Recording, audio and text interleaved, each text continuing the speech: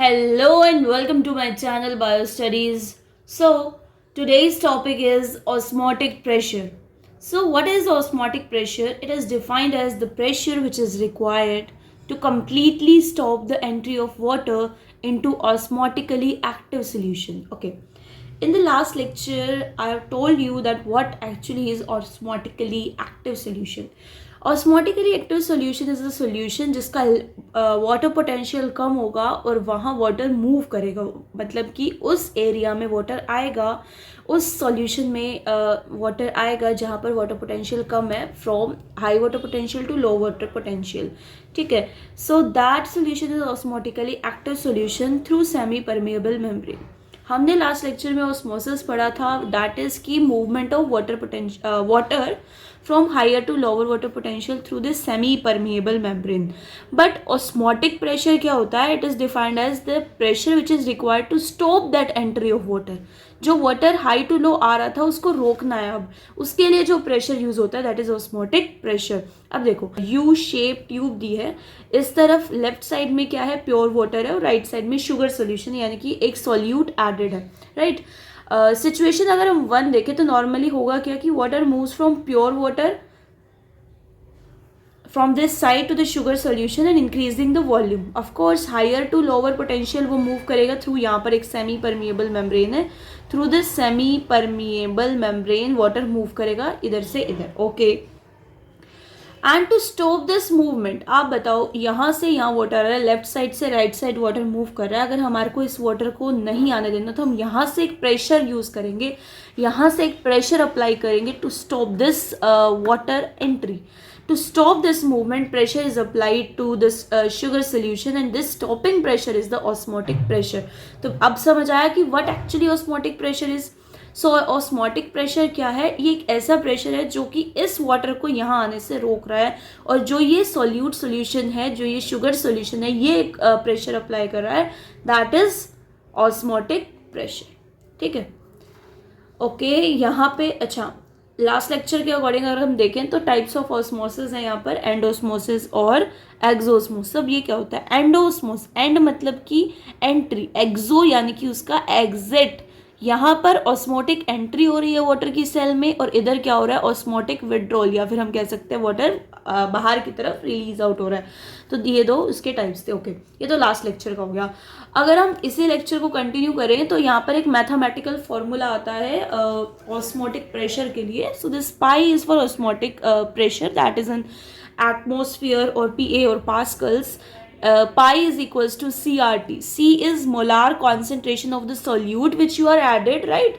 And R is the gas constant, which is the value is 0.0821 liter atom atmospheric pressure per mole Kelvin. T क्या है? Absolute temperature in kelvin. Okay. तो ये पूरा concept है osmotic pressure का. बिल्कुल easy है, कुछ भी नहीं है कि एक तरफ से आपने प्रेशर अप्लाई करा ताकि जो ये वाटर है ये इस ऑस्मोटिकली एक्टिव सॉल्यूशन में ना आ सके, उसके लिए जो हम प्रेशर अप्लाई करें that is your osmotic pressure. Okay. चलो अब आगे चलते हैं. नेक्स्ट पॉइंट क्या लिखा हुआ है कि a sugar solution with 1 m concentration has higher osmotic pressure than the one with 0.5 m sugar solution. अब इसका क्या मतलब है? शुगर सोल्यूशन जिसमें 1 m मतलब कि 1 मोलार कॉन्सेंट्रेशन है, उसका हायर ऑस्मोटिक प्रेशर है देन द वन विद 0.5, मतलब कि उसका हाफ.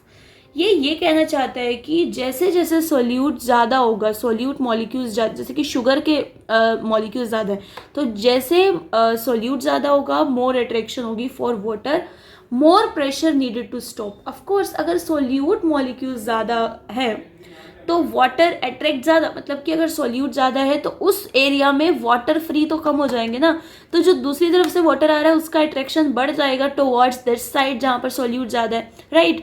अब वाटर ज़्यादा अमाउंट में आएगा तो हमारे को ज़्यादा प्रेशर लगाना पड़ेगा उस वाटर की एंट्री को प्रिवेंट करने के लिए, isn't it?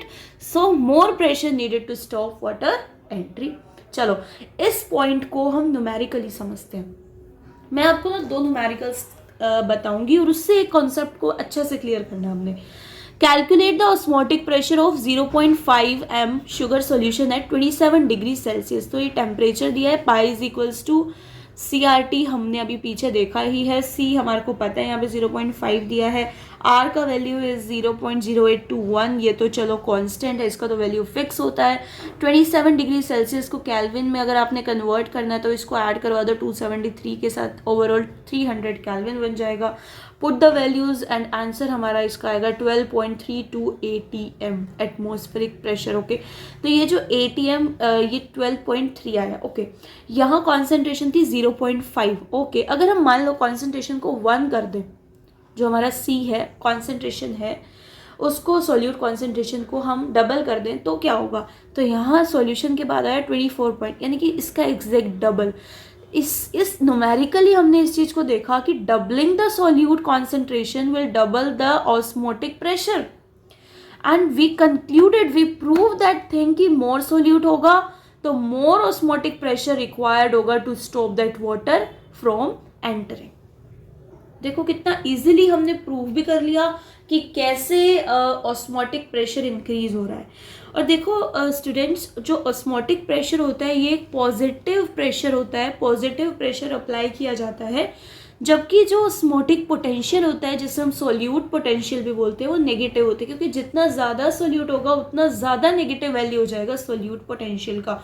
ये सेम तो हो जाते हैं बट इनका जो पॉजिटिव नेगेटिव है ये अपोजिट रहता है। तो ये था पूरा कॉन्सेप्ट हमारा ऑस्मोसिस का, बिल्कुल इजी है। पहले हमने ऑस्मोसिस देखा लास्ट लेक्चर में, इस लेक्चर में हमने ऑस्मोटिक प्रेशर को देखा, ऐसा प्रेशर जो रिक्वायर्ड होता है to stop water enter into osmotically active solution.